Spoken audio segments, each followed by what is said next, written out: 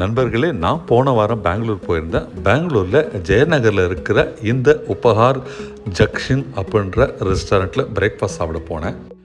இந்த ரெஸ்டாரண்ட்டில் காலையில் 8 மணிக்கு வெரைட்டியாக நிறைய பிரேக்ஃபாஸ்ட் ஐட்டங்கள்ஸ் ரெடியாக இருந்தது. கொஞ்சம் கூட்டமும் இருந்தது. பக்கத்துலேயே ஏதோ காலேஜ் இருக்கிறதுனால நிறைய காலேஜ் ஸ்டூடெண்ட்ஸ் வந்து இங்கே பிரேக்ஃபாஸ்ட் சாப்பிட்டுட்டு இருந்தாங்க. ஒரு நல்ல க்ளீனான, அதே சமயத்தில் ரொம்ப ரீசனபிளி ப்ரைஸ்ட் ஒரு எக்கானமி ரெஸ்டாரண்ட் இது. பெங்களூர் போனாலே நான் விரும்பி சாப்பிட்ற பிரேக்ஃபாஸ்ட் இதோ இந்த மைசூர் மசாலா தோசை, அப்புறம் சவ் பாத்.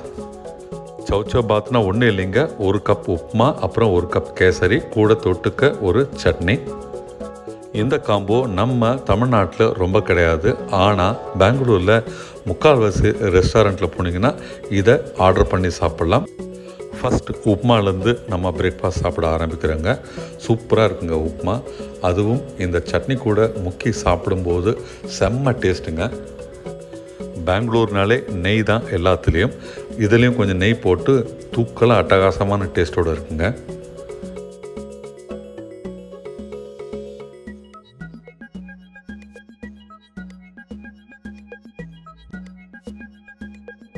உப்மாவை டேஸ்ட் பண்ணதுக்கப்புறம் நம்ம டேஸ்ட் பண்ணது இந்த கேசரி பாத்.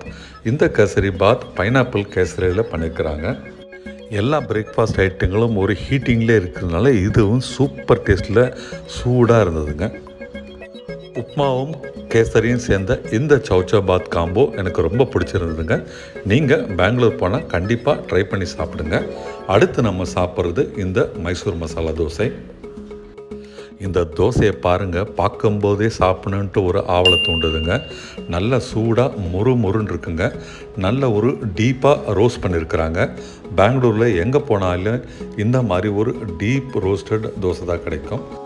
பெங்களூர்னாலே அதுவும் இந்த வடை தாங்க சூப்பராக இருக்கும். அது தவிர தயிர் சாதமும் மார்னிங்கில் ரெடியாக இருந்ததுங்க. நான் தோசையும் அந்த உப்மா கேசரியும் சாப்பிட்டு அடுத்து காஃபி ஆர்டர் பண்ணேன். பெங்களூரில் காஃபி எப்போவுமே டிகாக்ஷன் தூக்கலாக தான் தராங்க. கொஞ்சம் ஒரு சின்ன பெட்டர்னஸோடு தான் இந்த காஃபி. ஆனாலும் எனக்கு ரொம்ப பிடிச்சிருந்ததுங்க. இங்கே சார்ஜஸ் பார்த்திங்கன்னா ரொம்ப குறைவு. காஃபிக்கு வெறும் 15 ரூபாய் தான். 2 டிஃபன் ஐட்டங்களும் ஒன்று 50. ஒரு மசால் தோசை, ஒரு சவ் பாத், ஒரு காஃபி 115 ரூபாய் முடிச்சுட்டு ஹாப்பியாக வெளில வந்தாங்க. இந்த வீடியோ உங்களுக்கு பிடிச்சிருந்துன்னா லைக் பண்ணி சப்ஸ்கிரைப் பண்ணுங்கள்.